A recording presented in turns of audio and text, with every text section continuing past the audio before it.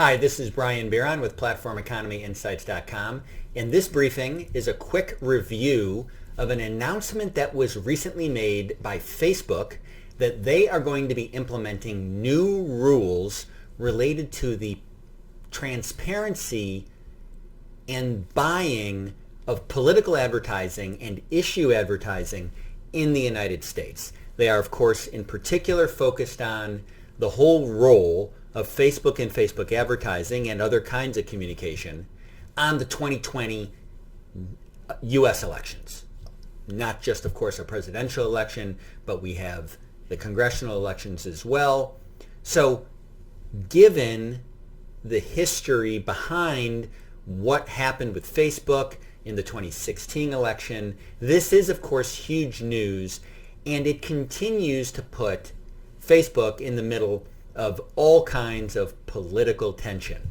Now, I think it's worth noting for two reasons. First of all, let's mention what Facebook said they're going to do. First, they're going to implement new transparency rules about who is buying political and issue ads. Now, currently, they have rules related to who is actually putting the ad onto Facebook. But they say that now they're going to require disclosure of who is paying for the ads that are put onto Facebook. I guess the problem is that there are ads being put up on Facebook which are placed by nondescript organizations where you really can't tell who it is. This is an effort to get at who is providing the money for the ads. Now, as Facebook noted in their announcement, this is all going to be done within the constraints of current U.S.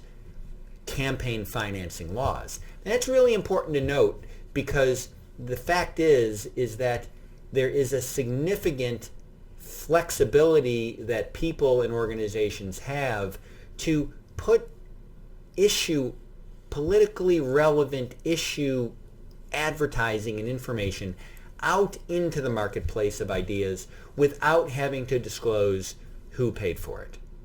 Now, it's different when the advertising is directly aimed at an actual election of an actual person to an office, but a lot of politically relevant advertising is more on issues, and the same rules don't apply.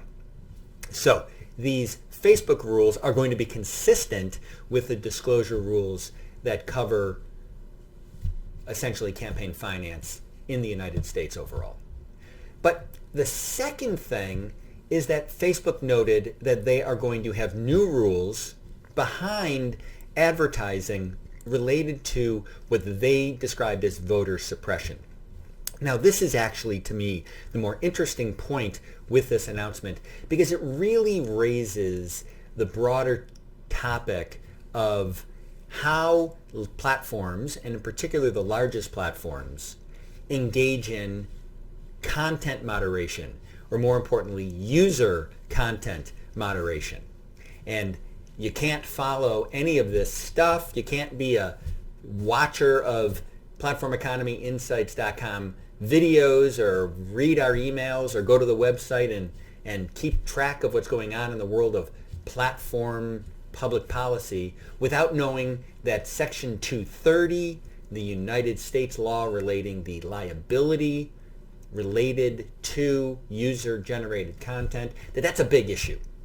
And actually, this new Facebook proposal or policy related to voter suppression, I think, is going to lead directly into the same quagmire that they're currently dealing with on user-generated content and moderation.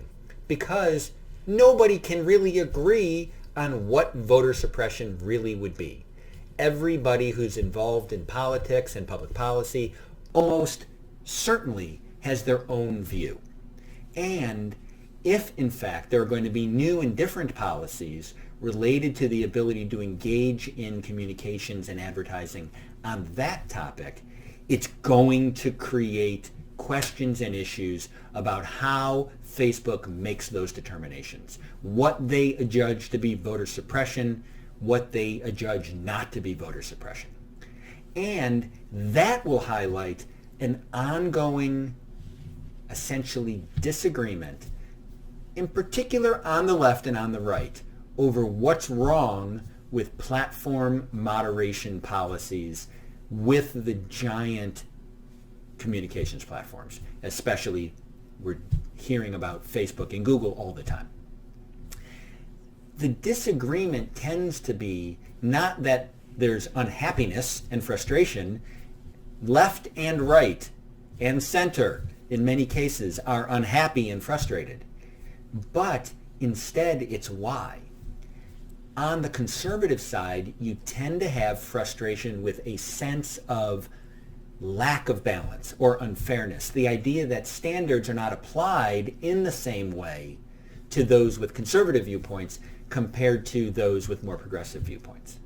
So it's essentially a concern that there is too much or unbalanced moderation, and that if anything, it's an effort that would say, if you're not going to be balanced in your moderation policies, then we're going to try to change liability law to make it much harder to moderate.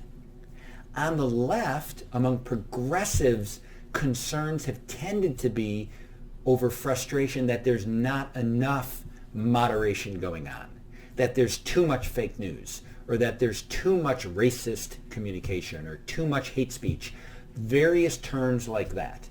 That tends to come from progressives, and I would venture a guess that voter suppression is a kind of concern that a business like Facebook is getting, where progressives tend to argue that conservative groups in the United States try to suppress the vote, try to keep people from going to vote because traditional communities of Americans who don't tend to vote a lot also are thought of most often as being voters who would vote more on the progressive or Democratic side.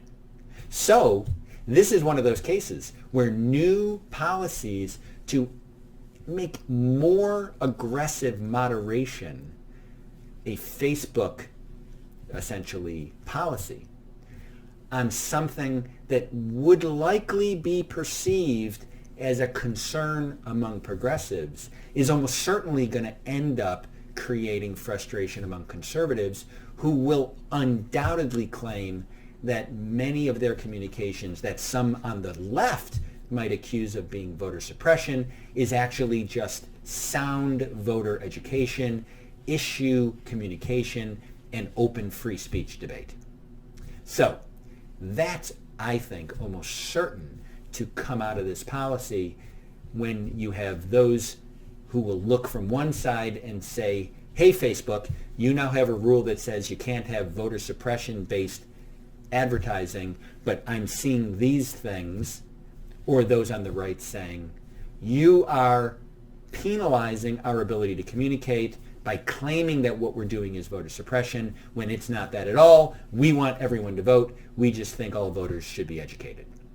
So this new Facebook policy is certain to be really interesting going forward. With that, this is Brian Bieron with PlatformEconomyInsights.com. If you have any questions about this or other platform public policy issues, please don't hesitate to contact us via the email below. Check out the website, PlatformEconomyInsights.com. Sign up for our email. We send out things nearly every day so that you can keep track of the public policy issues globally that are really important to digital platform-based businesses. Thanks again. Bye-bye.